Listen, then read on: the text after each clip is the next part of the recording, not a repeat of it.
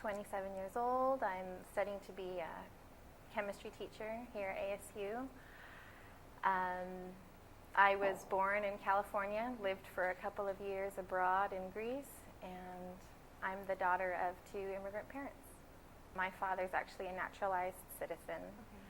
Okay. And my mother is a resident. She is not a citizen. It's affected them in different ways because my mother is Peruvian and Argentinian. My father is from Greece. It's less about immigration than it is about discrimination and racial profiling. And I feel like I can say that because it's something that I've actually witnessed. You know, with my father, he's very light-skinned, and he has an extremely heavy accent, much heavier than my mother. Most people need me to translate what he says when he speaks. And he's constantly, met with, "Oh, wow, that's such an interesting accent that you have. Where are you from?" Oh, and then he'll say in his deep voice, "I'm from Greece," and then people will say like, "Wow, Greece, that's amazing. Oh, tell me about it. I want to hear all about it." My mother, on the other hand, who has a darker complexion, before they even let her speak, "Oh, there's that Mexican lady.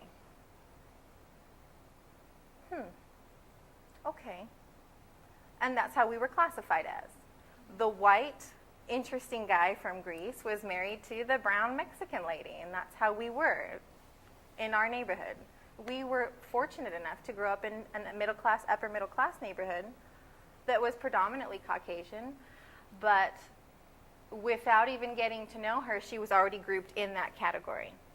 As soon as this law was passed, we had neighbors that said, loud enough so that our family could hear, "I wonder about Nancy. She's not from here. I wonder if she's here illegally." So it raises the question to me, what does illegal look like? It's not, do you have an accent necessarily? It's what color you are. That's my opinion. If you look like an illegal immigrant, you know what that means? That sounds to me like you look brown. And what does an illegal immigrant look like? How do you teach people who completely close their mind to hearing anything besides what they want to hear? And I feel like and that's exactly how this law was passed, because you're telling people, hey, all these illegal immigrants that did all of this bad stuff that happened to you, we're going to fix it by doing this. And, it gives people something that they want to hear. They want to hear that illegal immigration is a problem that's going to be fixed. They want to hear that it's easy, because we know nothing is. So if you make a promise that something's easy, you're going to want to believe it.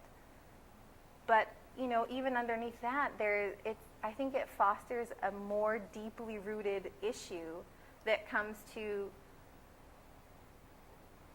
discrimination, basically. By totally ignoring the fact that there are people of different ethnicities living in the United States, to me, it's mind-boggling. I did my undergraduate education in New York City. And something like this over there would be completely unheard of. And I don't know what it is about Arizona that makes people think it's okay. Especially to include American Indian history as one of the prohibited subjects is really? They were here before us. This is not made up. This is not to promote, a separatist movement within the educational system among peers. These are facts. And if you can't accept them, then that doesn't make you smarter. That makes you ignorant. And they're fostering ignorance by doing something like that.